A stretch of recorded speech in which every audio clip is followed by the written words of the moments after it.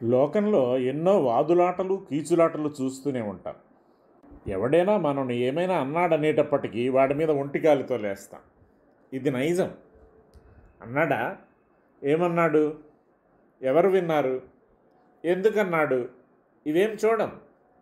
దానికి తోడు వార్తాహరులు ఉన్నారుగా, వీరికి కాలక్షేపం కావాలి. వీరంతా నారదాంశ సంభాషణలు ప్రకరణ శుద్ధి లేకుండా ఏమేమో చెప్పేస్తారు. అవతలవాడి ఆరా తీసే టైం ఇవ్వరు నీకు, ఏదో ఊదేసిపోతారు.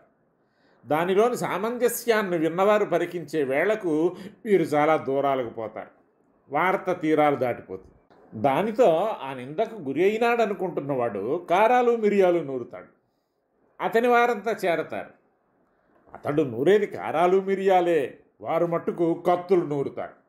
అను వేసేస్తాం అంటారు. పెద్ద గొడవ. అసలు ఏమిటిది? ఎందుకు ఇట్లా జరుగుతోంది? ఇట్లాంటి తొందరపాటులు కానీ గందరగోళాలు కానీ జరగకుండా ఆపడానికి ఏమీ లేదా? లేకే. పోలీసు జాగిలాలు, కమిషన్లు, ఇవన్నీ కంటి తుడుపు చర్యలు. అంతగా తప్పనిసరి పరిస్థితి వస్తే అసలు అపరాధిని తప్పించి అతని బదులు అద్దెకు అపరాధిని నిలువబెట్టి చేతులు దులుపుకుంటారు. నిపుల్లాంటి పులుల్లాంటి వారంతా నిస్సహాయంగా అంధుల్లా బధిరుల్లా నిలబడి చూస్తూ నిట్టూర్పులు విడుస్తూ ఏదో కొన ఆశతో చావలేక బతుకుతున్నారని కాస్త మోకాళ్లలో బుర్ర పెట్టుకు ఆలోచించే ప్రతివాడికి తెలిసిన నగ్న సత్యం. మరి దీనికి పరిష్కారం ఉంది, చెబుతా వినమంటున్నాడు నీతికారుడు. ఇది తత్వేనాక్రోశతి సోఢవ్యం భవతి తత్వమాహేతి అధచేన్మిథ్యాభిహితం క్షంతవ్యం నైతదస్తీతి. యథార్థంగానే నిందిస్తే ఉన్నమాట అన్నాడు లుకెందుకని సర్దుకొని ఊరుకోవాలి. తప్పు లేకుండా అసత్యారోపాలతో నిందించాడనుకోండి, వాడన్నది లేదు కదా, ఇక మనకే అని సహించి ఊరుకోవాలి. తెల్లవారు లేస్తే చాలు, పేపర్లలో రోజు చూస్తూనే ఉంటాం. అక్కడ ఏదో స్కాము, ఇక్కడ ఏదో కుంభకోణం, ఇక్కడ గల్లంతు, అందులో గోల్మాల్, రకరకాల మాటలు, రకరకాల వ్యవహారాలు. వారి మీద వీరి ఆరోపణ, వీరి మీద వారి ఆరోపణ. రుజువు చేస్తే పదవికి రాజీనామా అంటాడు. వీడు రుజువు కానిస్తాడా? అది వీడికి వాడికి మనకు అందరికీ తెలిసిన చిదంబర రహస్యం. మరోడంటాడు ఉరేసుకుంటాను రుజువు చేస్తే, తాడు కూడా తానే పట్టుకు తిరుగుతాడు. ఇంకో ఆయన పెట్రోలో కిరసనాయిలో ఏది దొరికితే అది పోసుకుని నిప్పంటించుకుంటానని. ఏమిటి ఘోరాలు? నిజంగానే వీరెవరూ తప్పులే చేయలేదా? చెయ్యటం లేదా? వీరి ఆదాయం ఎంత, వ్యయం ఎంత, చేసే ఖర్చులన్నీ ఎక్కడి నుంచి, పార్టీలకు కోట్లాది రూపాయలు ఎందుకు ఎక్కడి నుంచి వస్తున్నాయి? ప్రత్యుపకారానపేక్షంగానే వస్తుందా ఈ వరద? ఇందులో పిల్లకాలవల్లోకి మళ్ళేదంత? ఇవన్నీ ఎవరైనా అడిగారు అనుకోండి, ఇటీవల కాలంలో రెడీమేడ్ ఆన్సర్ కాల్చుకుంటా, ఊరేసుకుంటా, రాజకీయ సన్యాసం పుచ్చుకుంటా. అంటే అంత పతివ్రత వీడా? మరెందుకండి ముందు ఆ నోరు పారేసుకోవటాలు? ఇదంతా ఓ ట్రిక్కు. వాడు అలాగే అంటాడు, వీడిలాగే అంటాడు. ఏం జరగదు. దొరికితే కదయ్యా ఏమన్నా అనటానికో చెయ్యటానికో. అంతా పకడ్బందీగానే సాగుతుంది. ఇందులో ఎవరూ తక్కువ తిన్నవారు కారు. అంచేత ఒక్కడూ బయటపడడు నేను నేరం చేశానని, నాకు ఈ శిక్ష వేయండి అని. ఆ స్థితికి మనవారు వచ్చారా? వస్తారా? ఇందుకు వాదులాటలకు తావు లేకుండా పరిష్కారం ఏమైనా ఉందా? మీరు చక్రవర్తులు, మహావిద్వాంసులు, లోకం పోకడలెరిగినవారు, ఏదైనా దారి చూపండి అంటే ఇట్లాంటి సమస్యలు వచ్చినప్పుడు మనవారు కమిషన్లు వేస్తారు. వాటిపై కొంత ఖర్చు, దానికోసం కొంత టైము, కొన్ని వందల వేల పేజీల రిపోర్టు. అది బయటకు రాదు. తెమ్మని వీరు గొడవ. ఇంతలో సర్కారు మార్పు. ఆ కమిషన్ను మేము అంగీకరించం అని ఈ సర్కారు. ఈ డబ్బంతా ఎవరిది? ఎవరు తిన్నట్టు? ఇంత దుర్వినియోగపరిచినందుకు వాడిని ఏం చెయ్యాలి?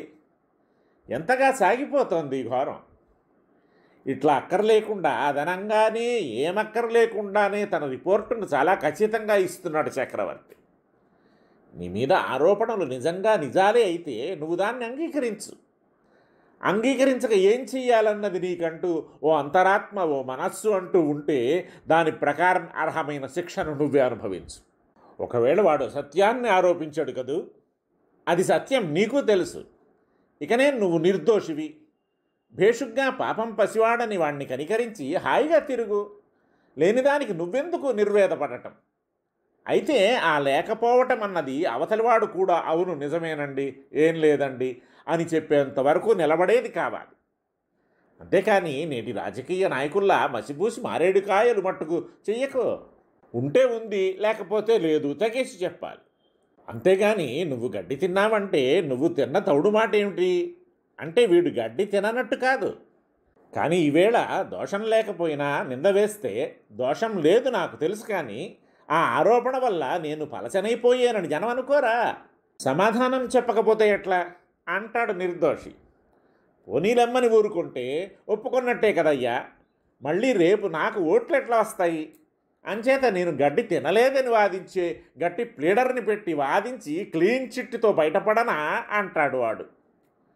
ప్రాసిక్యూషన్ వారు వాదించినట్టు ఈ మనిషి గడ్డి తినే అవకాశం లేనందున, ఇదివరకు ఎవరూ గడ్డి తిన్నట్టు ఎక్కడా దాఖలాలు కనిపించనందున సదరు ఆసామిని గడ్డి తిన్నాడన్న అభియోగం నుండి విముక్తి కల్పిస్తున్నామంటుంది న్యాయస్థానం.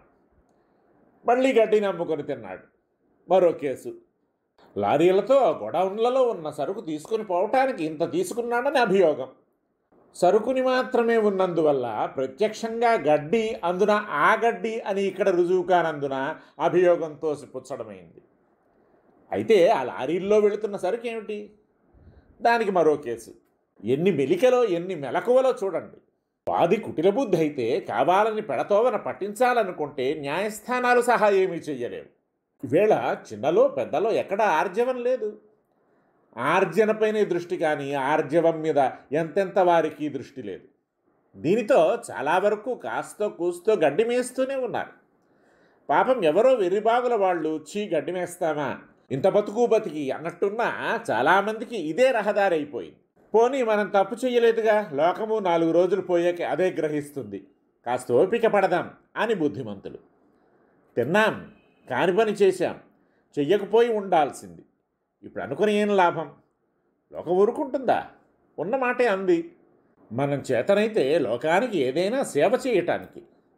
కానీ ఆ ద్రవ్యాన్ని, అది ఎవరిది? ప్రజాద్రవ్యం, తినాలనుకోవటం తప్పు అని అవతలవారు అనుకుంటే ఇట్లా కొన్నాళ్ళు కాగా ఈ సద్గుణాలు మనిషికి అలవాటు పడతాయేమో చూద్దాం.